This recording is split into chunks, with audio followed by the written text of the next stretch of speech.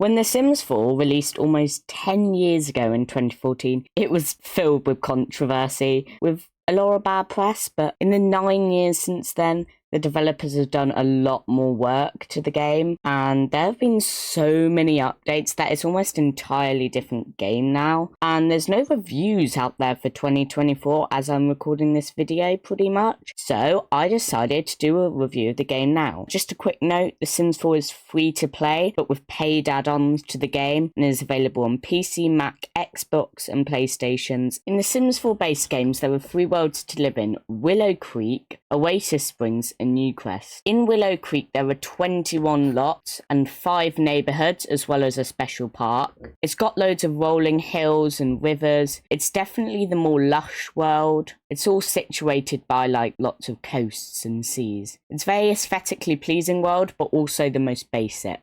There are 21 lots in Oasis Springs and also 5 neighborhoods. This is more about an oasis settled in a western desert. Both worlds are definitely American themed. Newcrest was added in an update and it has 15 lots. Normally Newcrest is empty. I'll put a picture up on the screen. I filled the neighborhood with lots I found on the gallery to show you what you can do with the world. There are also some secret lots in hidden areas, but in all of the worlds combined there were 57 lots. You can build on these lots whatever you want, from a list of houses, bars, gyms, libraries, lounges, museums, nightclubs, parks, pools, vacation homes, and even wedding venues. You can definitely build anything you want, and if you are into the game for building, I do think there's enough. However, I do think there should have been at least one more world. Newcrest and Willow Creek are extremely similar, so I would have liked different aesthetics, maybe a more woodland area with alpine trees, maybe a cold world because we got a hot world with Oasis Springs. Worlds is also a weird term as they aren't different realms or anything, more like different towns in different biomes, I would say. Building in The Sims 4 is really fun. It's a reason a lot of people buy the game in the first place. You can build a total of 4 floors up and 4 basements underground, allowing for a total of 8 floors, which is insane. A lot of the build stuff is really versatile and can be used in a lot of different builds. Although I would say some of it is quite basic, I do think there is enough to create a really nice looking build. Also, the build tools are incredibly easy to use. You just click on a room and drag and the whole room goes with it. We've gotten so many updates over the years with pools, curved walls, and even platforms allowing you to create multi-level builds.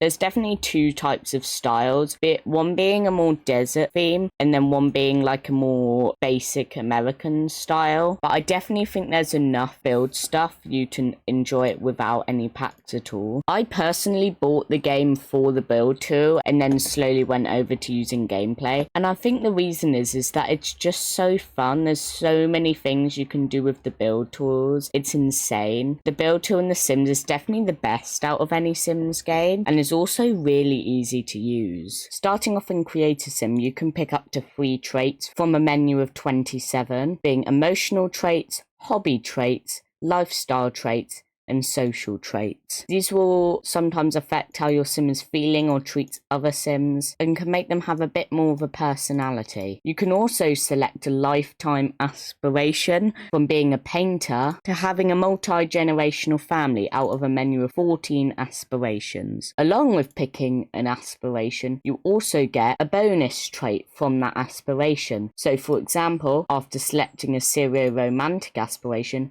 I get the alluring trait, so I'm more successful at romance. The Sims and The Sims 4 look quite cartoony, and this helps them age better. And also, more realistic looking Sims look slightly creepy. Sometimes it's nice to have them be a bit more cartoony and feel a lot less realistic. Also, you can really easily just click and drag their body parts, kind of like a deranged plastic surgeon. You can change their ear, their chin. This has been one of the biggest features of The Sims 4, as it makes the game really customizable, and you can really fine-tune the Sims details. You can also select likes and dislikes for your sim from colors, music, and activity. For example, this sim could like mischiefs but hates the color purple. You can also select an everyday outfit, a formal functional outfit, athletic outfit, a sleep outfit, a party outfit, a swimwear outfit, a hot weather outfit, and a cold weather outfit. There are also 8 life stages. A newborn, which you can't select in Creator Sim mode, unfortunately, and they can't be taken out of a crib. They're probably the shortest life stage. Infants, which were given to us in a free base game update earlier, which are kind of like mini toddlers. They have the traits of calm, cautious, intense,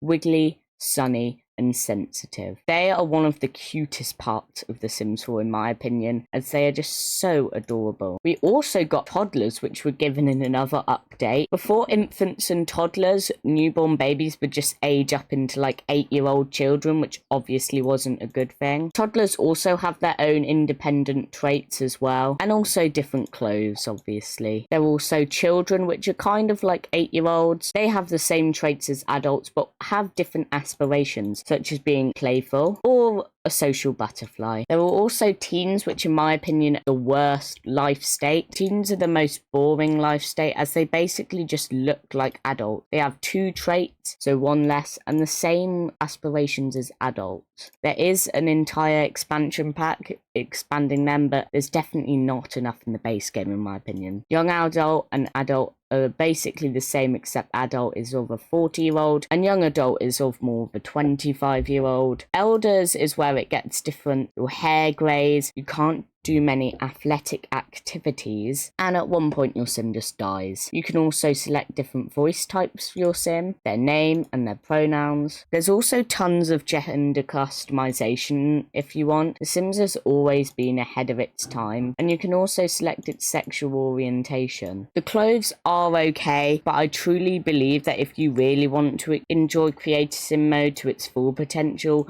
you should maybe get a pack just to have some more options. Also, a lot of the options look quite basic. They're okay if you play with just one Sims family, but more families, and I feel like you might need to buy a pack or 2. Right, starting off in gameplay.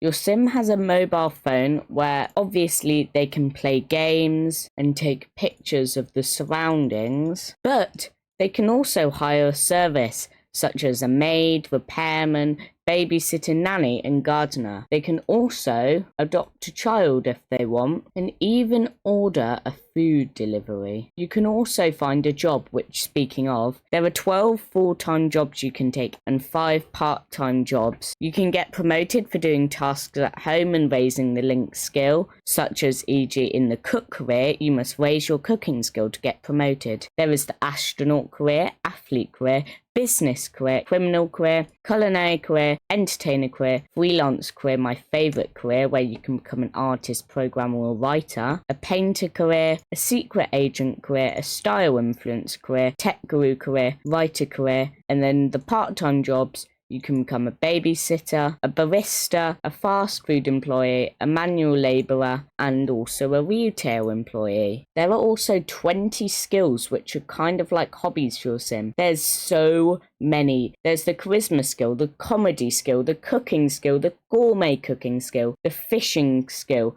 the handiness skill, the guitar skill, the piano skill, the violin skill, the logic, writing, mischief, mixology, painting, photography, programming, video game, and rocket science. Wow, that was a mouthful. You can also collect stuff from frogs to elements and fossils, as well as herbs and fruits. Your Sims also have emotions, which are made by moodlets. These mainly affect how your Sims interact with the world around them, such as sad Sims will cry themselves to sleep. So for example, my sim is playful with a +2 playful movement from Star Spangled Glasses, because these absolutely amazing glasses she's wearing. Wants and fears are also a feature. Wants are mainly based off your traits, and it's where they want to do something. For example, my sim wants to hug someone or play an instrument from being a music lover. Fears are absolutely hilarious. So if your sim has a fear of fire, they are much more likely to set the house on. They can have like a fear of death, ghosts, being cheated on,